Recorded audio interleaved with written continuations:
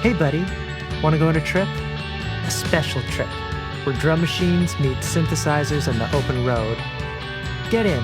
My name is Abby Felvo. Welcome to Dash Jam, where the late great filmmaker and musician Jaimz Asmundson invites local artists on a sonic journey through the streets of Winnipeg.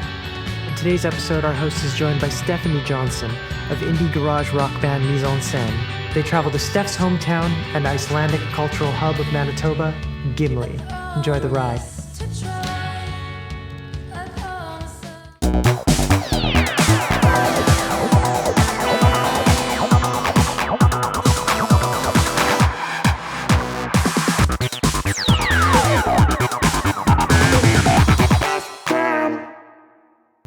All right, so we're in Gimli. Yep. Where should we go? Oh man, well we can see the whole town in like 2 minutes. You just drive down the street. Let's drive by the, whoa, the Juna's going crazy on these roads. But yeah, it's actually a really great community. So I moved out here a couple years ago, and I didn't know how I was gonna handle the vibe of this town, like especially in the winter. Mm-hmm. But it's actually been my most creative life. Since I've moved here, I've written more songs. It's just been way more of a creative outlet than like I've ever had in the city. And is your family from Gimli, or did they all? Yeah. They were the Icelandic settlers, right? So the family has been here for a while. I mean, people who make music in Winnipeg, we're always told like once you hit a certain level, like in Winnipeg, like it's kind of time to get out, right? Mm-hmm. Oh yeah. And move like to Toronto or Montreal or somewhere else, like a bigger music city like that. But you chose to move. Oh here. Yeah, I went further north, and I got more Manitoban. Seriously, it's been a couple years now, and my rural accent is increasing. And what is the accent like here? Oh yeah, well you say a lot of oh yeahs and don't you knows and things like that. Well, I remember hearing that your band was coming out, and then it was like almost immediately. Like, I mean, this is just like my experience, like, not as a lawyer, but like just like seeing your success, like in my peripheral vision, just like it was like you're in a band, and then I was like all of a sudden you're playing like these huge music festivals, and you have all this success. Like you're like I remember like seeing you're playing like that big stage at like North by Northeast and stuff like that. Yeah, we like, played Young and Dundas. That was a wild show. So I don't know if that's what it was like for you, but I'm wondering, like it seemed like it was just like you were just like a meteor, like hitting like the music scene. Oh, that's so nice of you to say. Well, it did happen fast, that's for sure. So what happened? I think it's just you write a good record. I think if you write a record that people like, that's all that, it's one thing I'm really starting to learn a lot about when it comes to songwriting and stuff. You can write for yourself, and I think music always has to come from yourself, and it comes from a place of truth and honesty. But for me, songwriting has started to it starts from that place, but then it starts to turn into something else, something bigger than me, and I just let it do that. Mm-hmm. I don't try and like control it. When it's your words and it's coming from your experience and you want people to think a certain thing, but that doesn't really matter, because if you're serving the song, then you realize really quickly it's not about you at all, actually. And everyone's gonna just take their opinion of your song and reflect themselves onto it, right? Like when I listen to Simon & Garfunkel, I'm not thinking like about Paul Simon. I'm thinking about me and how it's making me feel, and all that stuff. I don't know if I answered your question. Well, no, but yeah, like I guess I was just kind of wondering, like I was just curious, like what the process was for you, like I don't. Oh, it was saying yes to absolutely everything, even if you couldn't afford it. That was the trick. What do you mean? So we found out we got into Primavera Sound in Barcelona, and so that's Arcade Fire and St. Vincent and Queens of the Stone Age and Nine Inch Nails were playing, and we were like, oh, we got in, okay. And we went to Barcelona, and we were exhausted and broke, but we did it. And I think it's really important to just say yes to opportunities, and yes to collaborating, and yes to doing things, especially at the beginning, because if someone sees something in your music, like a promoter or a festival or something like that, you have to say yes to it. You have to just go and do it and like take the chance, because that's when you never know when someone's gonna see you and someone's gonna, love your band and then be that person who's going to be your supporter, right? How do you feel about touring? Because you've been like on endless tours. Yeah. Like, is it hard like to maintain like your health and sanity? Yes, it is.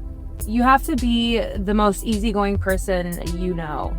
And if you are not the most easygoing person in the car or in the room, then you're not gonna have fun, and no one's gonna take you back on tour, or no one's gonna play with you again. You have to be super laid back and easygoing because it's close quarters. You know, everyone's tired. No one's sleeping in their own bed. You know, it definitely takes a lot of mental strength. And what do you like? Do you like it? Like, is it? You know, when you're playing like great shows, it's awesome. We toured with this band called Broncho. We did a little German thing with them, and it was really fun. You know, and anytime you're in Germany, it's awesome because they feed you and they give you like platters of pastries and meats and cheeses and fancy coffee makers, and then a fridge full of their finest beer. And then they're like, "What would you like for dinner?" And you're like, "What?" And they send out and they bring you a nice hot meal, and they pretty much read you a bedtime story and tuck you in at night. They treat you so well, so you don't really feel like you're touring, you know. But when you're slugging it on the road, it's tough. It's really hard. I don't think anyone thinks it's easy unless you're getting paid really well and you have a lot of money. But is there some silver lining to it? But to you, like do you get like a high out of like playing for people? No, not really. No. My ego is not filled by being on a stage and being adored. That's I enjoy doing it. Like, it's something I like to do, and I know that it's a part of what I have to do. I'm not like anxiety ridden or anything about it either.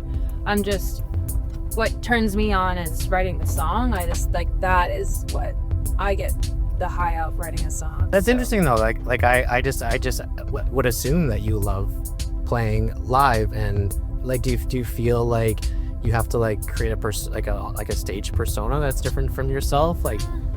Well, because I mean, like to put on a good show, you have to look like you're having fun, right? Oh, well, I am having fun. But I mean, like it's taking energy from you. Oh yeah, it's definitely taking energy from me. It just is, because as much as I am a very enthusiastic, outgoing person, I'm still an introvert in the sense that I gain my energy from being by myself and having a good night's sleep and recharging. But it's more of a necessity for your art form, I guess. Yeah, it's what comes with the job. You have to do it, and it's fun being on stage because you are allowed to be a more magnified version of yourself, which is really fun. You know, it's so funny because like you're kind of like coached out of yourself as you grow up, you know, like you grow up and you're this thing, you know, you see these photos of you and you're a little kid and you're like, oh yeah, I know that guy, I know that girl, you know.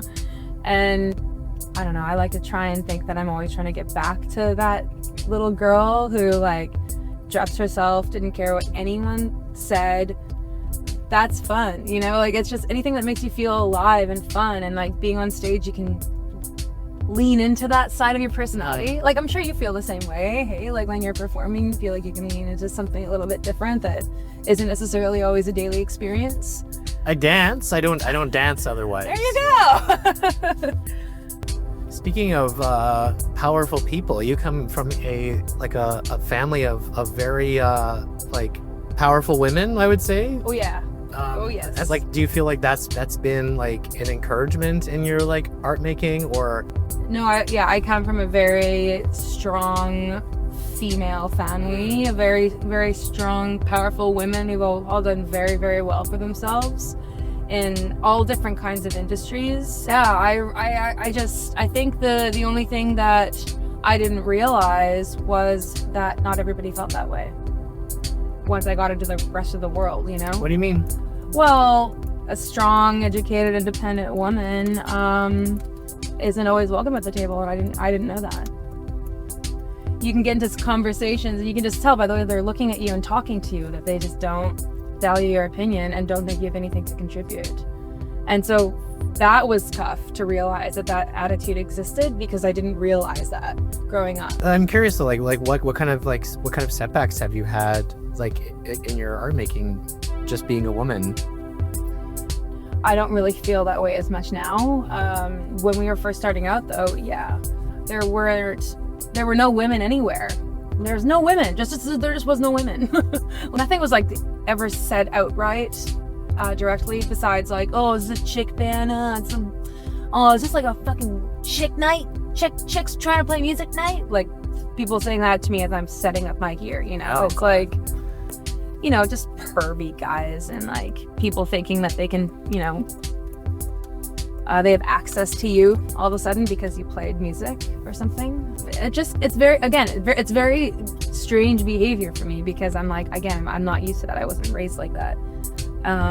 Everyone had a voice at the table, you know, where I came from, and to be kind of confronted sometimes in musical settings where you're already hustling, it's already so difficult what we're doing, then to then be kind of met with some additional challenges on things that I can't control. Like, I can't control that I'm a woman who wants to plug in an electric guitar.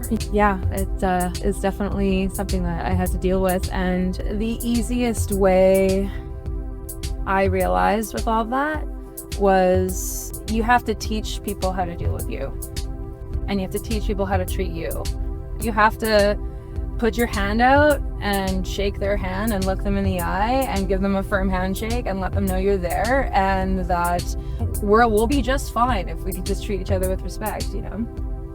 But it's tough though when like there weren't any other females in the industry to talk to, you know, when every delegate is an industry member that you're dealing with is a 50-year-old white guy who's, you know, who had made a career before Napster. You know, you're fucked. You know, they just want you to listen to them, and, you know, hopefully that's all they want you to do. But now it's so great because it's so many young people, it's younger people, the industry is turning over, which is awesome. There's so much diversity, and it's a way better place now, that's for sure. Things have changed, which is great. Well, should we go to your friend's store? Let's go see Stena. I love Stena. Stena and I paint a lot together, and we've run art classes together, and she's just wonderful. Woo! Woo! So Stena's an artist here in Gimli, and we used to like paint together when I first moved here. It was all about exploring the creative, and we would have like 3-hour sessions of drawing classes and laughter and wine and all great stuff. These are all of her pieces here. They're sort of a nod to the lake. They're fishnet floats, which I strung together, and they sort of became a piece of art. So when you're going on tour, is this where you come for a tour wardrobe? Yes. Well, especially because of this new leopard piece here. I'm obviously into the animal print, and if I'm twinning with Stena, then I'm doing something right. So that's always a win. Vice versa too. Yeah. But yeah, it's just we have the same ideas about art and aesthetics. We had a very simple time putting together a course for people because we decided it was about process, not about results. But that's kind of, it's similar to even with songwriting, right? Because it's like some people, whether it's art or song, they're like, how do I even get started on a song? How do I even start writing? It's like, well, you have to just eventually just pick up a pen and just go for it. Like, writer's block is a very real thing for me, at least. Like, if it, like I empty out, and then it's like, okay, now I have to go and like live life a bit. I need to go and feel some things and see some things, meet people or whatever, and then I can kind of reflect and then outpour again. But or maybe make a mud pie. Yeah, that too. That cat just taking his time crossing the street. Yeah, just you go right ahead. Because he owns this place. He's so cute, Domingo. What was I saying? The cat's distracted me. Yeah, it distracted me too.